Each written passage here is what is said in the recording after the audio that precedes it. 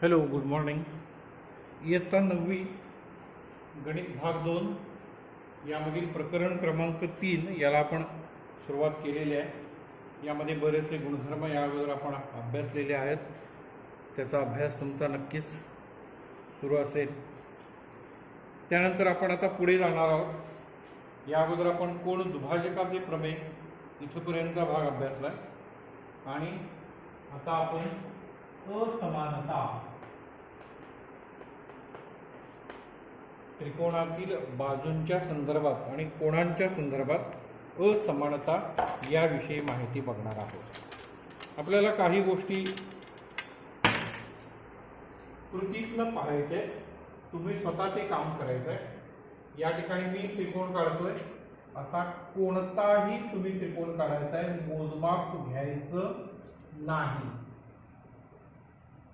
कोणताही कोण मोजायचं नाही, बाजू मोजायची नाही. असा डायरेक्ट त्रिकोण काढायचा. ABC हा त्रिकोण डायरेक्ट वहीवर तुम्ही काढायचा. हा तास म्हणजे माझं लेक्चर संपल्यानंतर तुम्ही ही कृती केली तर चालेल. आणि मग याच्या आपल्याला बाजू आणि कोणांची मापे ही प्रत्यक्ष कोणमापकाने मोजायची आहे. आता मी हे घेतल्यामुळे डायरेक्ट मला हा 90चा आहे हे माहिती आहे. हा 30 अंशाचा आहे आणि हा आहे तो 60 अंशाचा आहे. तुम्ही मात्र कोणताही त्रिकोण काढायचा आहे हे लक्षात घ्या, 90 अंशाचा. आणि मग काय करायचं आहे, पट्टीने बाजूंची लांबी मोजायची आहे. बाजूंची लांबी आता मी या ठिकाणी हे मोजतोय. 5, 10, 15, 20, 25, 30, 35, 40 सेंटीमीटर आहे. हे अंतर मोजतोय. 5, 10, 15, 20 सेंटीमीटर आहे आणि हे 20-21 सेंटीमीटर काहीतरी आहे. अंदाजे घेतोय मी. 5, 10, 15, 20, 25, 30 आणि 35 सेंटीमीटर आहे. मी हा अंदाजे घेतलाय. तुमचं वेगळं उत्तर येईल, कारण तुम्ही अंदाजाने डायरेक्ट त्रिकोण घेणार आहात आणि त्याची मापं लिहिणार आहात. मग कोण सुद्धा वेगवेगळे घ्यायचे. मी घेतल्या तसाच घ्यायचं नाही. मी वेळ वाचवण्यासाठी पटकन आकृती काढली आहे तशी. आता जर आपण याचं निरीक्षण केलं तर सुरुवातीला हे 3 कोण 30, 60, 90.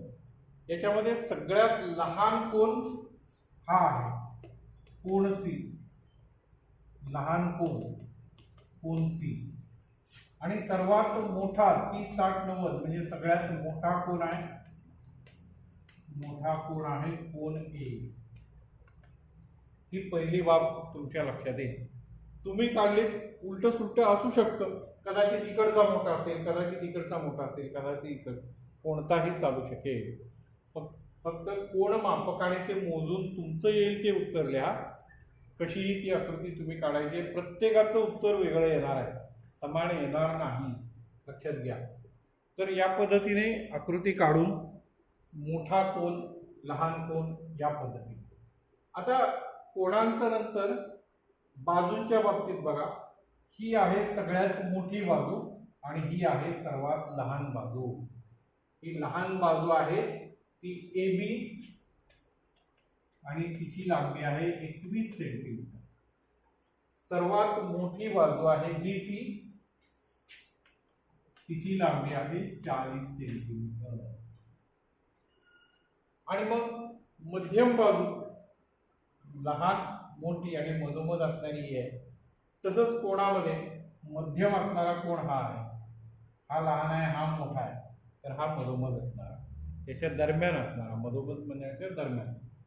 आपण जर यांचं निरीक्षण केलं तर मोठ्या कोणासमोरील बाजू मोठी आहे. हा 90 अंश मोठा आहे म्हणून त्याच्या समोर असणारी बाजू मोठी आहे. तर लहान कोणासमोरील बाजू AB आणि ती लहान आहे. म्हणजे या कृतीतनं आपल्याला नक्की काय शिकायचं आहे, आपण कोणताही त्रिकोण काढा, कोणताही कसाही त्रिकोण काढा तुम्ही. हा त्रिकोण आहे. अंदाज आपल्या नजरेला आहे ही सर्वात मोठी बाजू आहे, तर याच्या समोरचा कोन सर्वात मोठा असेल. ही सर्वात लहान बाजू आहे, याच्या समोरचा कोन सर्वात लहान असेल. हेच इथून आपल्या लक्षात येतं. मोठ्या कोणासमोरील बाजू मोठी असते, तर लहान कोणासमोरची बाजू लहान असते कोणत्याही त्रिकोणामध्ये. आणि म्हणून हे वाक्य डायरेक्ट लिहा. त्याची सिद्धता आपल्याला आवश्यक नाही आहे, तुम्ही अभ्यासली तरी चालेल. तर वाक्य असं आहे, जर त्रिकोणाच्या दोन बाजूपैकी एक बाजू दुसरीपेक्षा मोठी असेल, एक बाजू दुसऱ्या बाजूपेक्षा मोठी असेल, तर मोठ्या बाजू समोरील कोन लहान बाजू समोरील कोणापेक्षा मोठा असतो. आता एवढं हे लांबलचक वाक्य, त्याचा अर्थ लक्षात ठेवण्यापेक्षा सोप्या भाषेत, मोठ्या कोणा समोरची बाजू मोठी असते, लहान कोणा समोरची बाजू लहान असते, असा या प्रमेयाचा अर्थ आहे. आणि याचा उपयोग करून आपल्याला उदाहरणं सुद्धा पुढे सोडवायचे. तुम्ही आकृती काढून हे वाक्य मात्र त्याच्याखाली लिहायचं आहे. हे सगळं लिहा. त्याच्याखाली पान नंबर 41 वर हे प्रमेय आहे, त्या प्रमेयातलं विधान मात्र तुम्ही लिहा.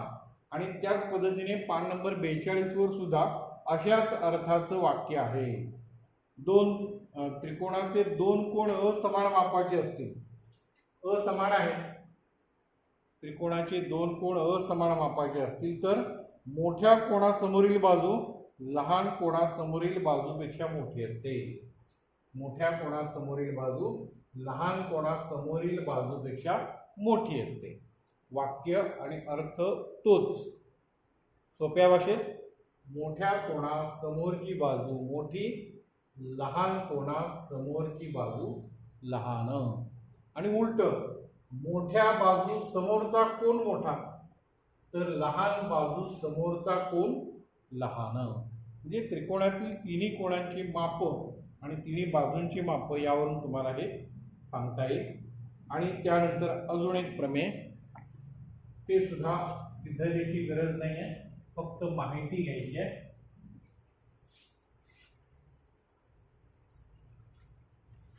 कोणताही एक त्रिकोण काढला,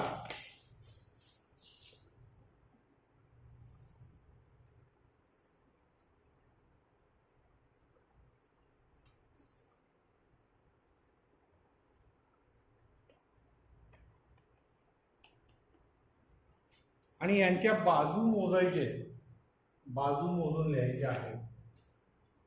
बघा या ठिकाणी एम एन ची लांबी 5, 10, 15, 20 अंदाजे घेतोय मी. त्यानंतर ही बाजू 5, 10, 15, 20, 25, 30, 35, 40 आणि ही बाजू मगाशी घेतली आपण, ही आहे 5, 10, 15, 20, 25, 30 आणि वर 4, मग 32 असेल. अंदाजे घेतलाय. तुम्ही सुद्धा असाच वेगळा त्रिकोण काढायचा, मोजमाप घ्यायचं नाही, डायरेक्ट आखायचा त्रिकोण आणि त्याच्या तिन्ही बाजू मोजायच्या. आता बघा यातल्या त्रिकोण LMN मध्ये आपण बाजूंच्या लांबी अगोदर काढल्या. LM बरोबर आहे 32 सेंटीमीटर. परत MN बरोबर 20 सेंटीमीटर आणि LN बरोबर 40 सेंटीमीटर असा आहे. आता आपण क्रमाने बेरजा करत जाऊयात. या दोघांची बेरीज LM अधिक MN 32 अधिक 20 52 झाले. परत MN अधिक LN 20 आणि 40 बेरीज झाली 60. आणि परत तिसरी या दोघांची बेरीज LM अधिक LN 32 अधिक 40 बरोबर झाले 72. दोन बाजूंची बेरीज केली, या दोघांची बेरीज. आता या दोघांची बेरीज आपण पाहिली 52 झाली. ती कशी आहे? LN पेक्षा लहान आहे का मोठी आहे? या दोन बाजूंची बेरीज एल एन तिसऱ्या बाजूपेक्षा मोठी आहे, म्हणजे ही एल एम अधिक एम एन ही किंमत एल एन पेक्षा मोठी आहे. दोन बाजूंची बेरीज तिसऱ्या बाजूपेक्षा मोठी असते, असं वाक्य इथे मिळालं. आता इथे सुद्धा एम एन आणि एल एन याची बेरीज बघा, एम एन आणि एल एन याची बेरीज आली 60 आणि 60 हा अंक नक्कीच याच्यापेक्षा मोठा आहे, म्हणजे मोठा आहे एल एम पेक्षा. तसंच एल एम आणि एल एन यांची बेरीज ही आली 72 आणि 72 नक्कीच मोठे आहेत एम एन पेक्षा. एम एन मग यातनं आपल्या काय लक्षात येतं, कोणताही त्रिकोण असो त्याच्या दोन बाजूंची बेरीज तिसऱ्या बाजूपेक्षा मोठी असते. हे चिन्ह म्हणजे मोठं, ज्या बाजूला हे तोंड उघडं आहे ती बाजू मोठी असते आणि जिथे टोक आहे ती बाजू लहान, आणि म्हणून दोन बाजूंची बेरीज तिसऱ्या बाजूपेक्षा मोठी असते. दोन बाजूंची बेरीज तिसऱ्या बाजूपेक्षा मोठी, इथे सुद्धा तोच नियम. तर हे पुढचं प्रमेय आहे, पुस्तकामध्ये ते वाक्य दिलं, कोणत्याही त्रिकोणाच्या दोन बाजूंची बेरीज तिसऱ्या बाजूच्या लांबीपेक्षा जास्त असते. कोणत्याही त्रिकोणात दोन बाजूंची बेरीज तिसऱ्या बाजूपेक्षा मोठी असते. दोन बाजूंची बेरीज तिसऱ्या बाजूपेक्षा मोठी असते. दोन बाजूंची बेरीज तिसऱ्या बाजूपेक्षा मोठी असते. तर अशा प्रकारे आकृती काढायची आहे, तुम्ही हे सगळं लिहायचं आहे आणि मग शेवटी ते वाक्य लिहायचं आहे. कोणत्याही त्रिकोणात दोन बाजूंची बेरीज तिसऱ्या बाजूपेक्षा मोठी असते. मग उदाहरणासाठी एक सांगतोय, समजा तुम्हाला असं दिलं, त्रिकोण एक्स वाय झेड मध्ये एक्स वाय ची लांबी आहे 10 सेंटीमीटर,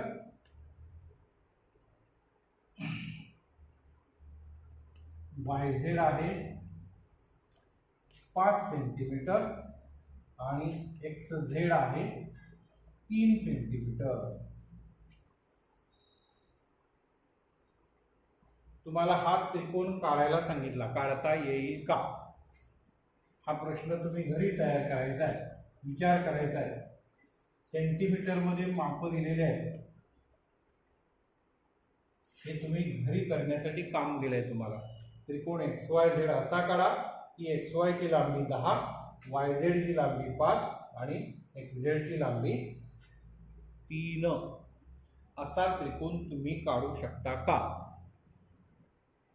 काढता आला तर तो काढा, नाही आला तर काय येत नाही त्याचंही कारण त्यामध्ये लिहा. बघा, तुम्ही नंतर मला जेव्हा भेटाल तेव्हा यातलं उत्तर आपल्याला पाहता येईल.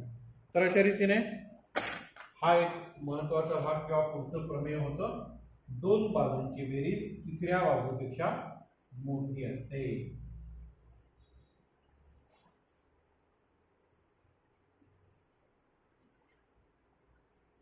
आणि मग यापुढे आता प्रश्न संच आहे 3.4 आणि त्यातील काही प्रश्नांची चर्चा आपण करणार आहोत. सराव संच 3.4 त्यातलं पहिलं उदाहरण आहे. तुम्ही आता पुस्तकात पाहायला हरकत नाही, पान नंबर 43 वर हा सराव संच आहे आणि यात पहिलं उदाहरण असं आहे,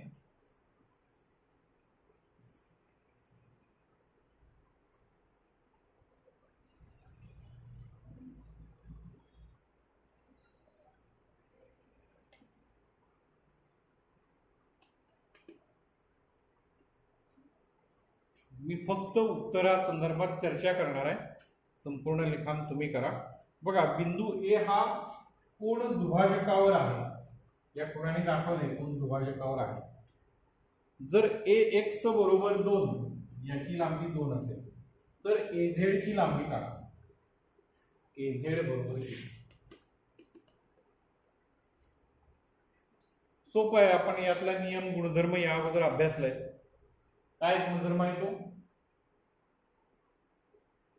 कोणत्याही कोणाच्या दुभाजकावरील प्रत्येक बिंदू कोणांच्या बाजूपासून समदूर असतो. हे वाक्य इथे लिहायला पाहिजे. कोन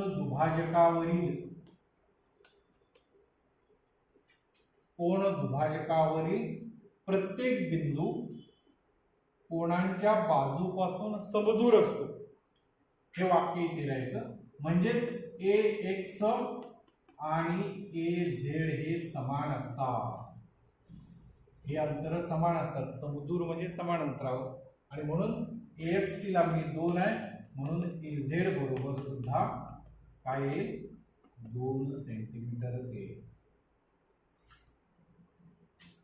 कोन दुभाजकावरील प्रत्येक बिंदू कोणांच्या बाजूपासून समदूर असतो, आणि म्हणून हा जर इथे 2 अंतरावर आहे तर आपोआपच हा सुद्धा 2 अंतर असणारा असेल, आणि म्हणून ते वाक्य लिहून खाली मग हे उत्तर लिहायचं आहे. त्यानंतर प्रश्न दुसरा आहे,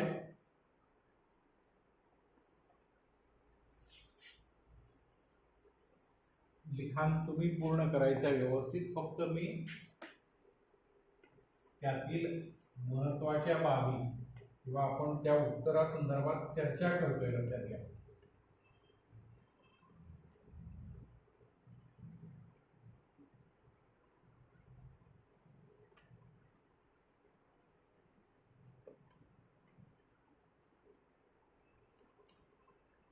बघा प्रश्नामध्ये तुम्ही स्वतः पुस्तकात बघा, पान नंबर 43 वर सराव संच 3.4.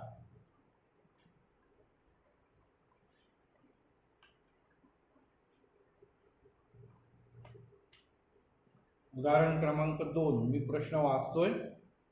आकृतीमध्ये कोन RST 56, कोन RST हा R आहे, RST हा संपूर्ण 56 आहे. PT लंब ST हा PT या ST ला लंब आहे. PR लंब SR, PR हा SR ला लंब आहे, आणि PR एकरूप PT, PR आणि PT हे एकरूप आहे. एवढी माहिती दिलेली आहे. तर कोण RST काढा. RSP चं माप काढायचं आहे. कुठे आहे तो, RSP या ठिकाणी RSP काढा आणि कारण लिहा. कारण लिहा. तर या पद्धतीची माहिती आहे. कोण RST 56 अंशाचा, त्याचा हा मध्य भागात एक रेषा काढलेली आहे, त्यावर P बिंदू. इथे कोण दुभाजक असा शब्द वापरलेला नाही, लक्षात घ्या. त्यामुळे आपण इथे हे एकरूप झटकन घेऊ शकत नाही. मग जर एकरूप घेतले असेल तर पटकन 56च्या निम्मे म्हणजे 28 आपण पटकन सांगू शकलो असतो. म्हणजेच आपल्याला या गणितात हे दोन्ही कोण एकरूप आहेत हे दाखवायचं आहे अगोदर. आणि मग ते कसं दाखवता येईल, तर या माहिती दिलेली आहे. याची लांबी याच्या एवढी आहे, हा कोण या कोणा एवढा आहे, आणि ही सामायिक भुजा आहे. थोडक्यात हा काटकोन त्रिकोण आहे, आणि म्हणून या ठिकाणी उत्तर लिहिताना काय होईल, त्रिकोण PTS व त्रिकोण PRS काटकोन त्रिकोणा, हे काटकोन त्रिकोण आहेत. हे काटकोन त्रिकोण आहेत. आणि मग काय झालंय, SP ही सामायिक भुजा आहे. SP एकरूप SP, इथे SP आहे आणि इथे सुद्धा SP आहे, आणि याला कारण काय, सामायिक भुजा, हे खरं कारण. आणि परत PT एकरूप PR दिलेलंच आहे. PT एकरूप PR हे सुद्धा आपल्याला दिलेलं आहे. पक्षामध्ये दिलेली माहिती त्याला पक्ष असं कारण द्यायचं. मग बघा बरं, काटकोन त्रिकोणाचा नियम माहिती आहे तुम्हाला. जर 2 काटकोन त्रिकोण असतील, त्याचे कर्ण एकरूप असतील आणि त्याची एक बाजू एकरूप असेल, तर कर्णभुजा कसोटीने दोन्ही त्रिकोण एकरूप असतात. म्हणून या काटकोन त्रिकोणात हा कर्ण आहे, कर्ण एकरूप आहेत आणि एक एक बाजू सुद्धा एकरूप आहेत आणि म्हणून त्रिकोण PTS एकरूप त्रिकोण PRS, कारण कर्णभुजा कसोटी, कर्णभुजा कसोटीनुसार हे दोन त्रिकोण एकरूप आहेत आणि मग आपल्याला उत्तर इथेच मिळालं. जर दोन त्रिकोण एकरूप असतील तर त्यांचे संगत कोण एकरूप असतात, संगत बाजू एकरूप असतात. आपल्याला पाहिजे काय, हे कोण एकरूप पाहिजेत आणि म्हणून कोण TSP एकरूप कोण RSP. याला कारण काय, एकरूप त्रिकोणाचे संगत कोण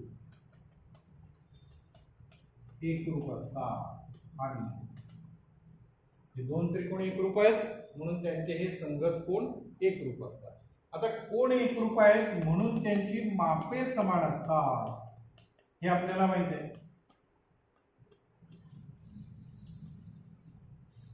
कोण एकरूप आहेत म्हणजे त्यांची माप समान आहेत आणि मग जर दोघांची मापे समान असतील तर दोघांच्या मापांची बेरीज किती आहे, माप कोण TSP अधिक माप कोण RSP, या दोघांची बेरीज आहे 56 दिलेली आहे 56. मग TSP ची किंमत आपण RSP अशी घालू शकतो. या ठिकाणी माप कोण RSP, माप कोण RSP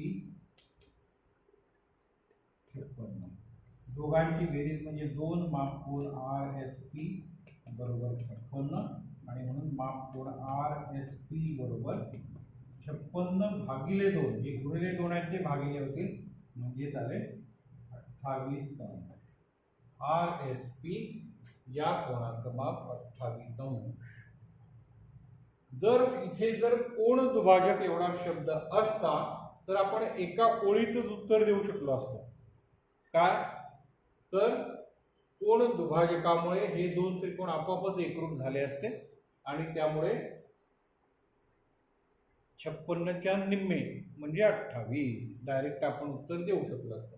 मात्र इथे कोण दुभाजक शब्द नाही म्हणून ते कोण दुभाजक दाखवणं गरजेचं आलं. हे दोन समान आहेत हे दाखवणं गरजेचं आलं कारण त्याने विचारलंय म्हणून. तर अशा प्रकारे ह्यातली उदाहरणं आपल्याला अभ्यासायची आहेत.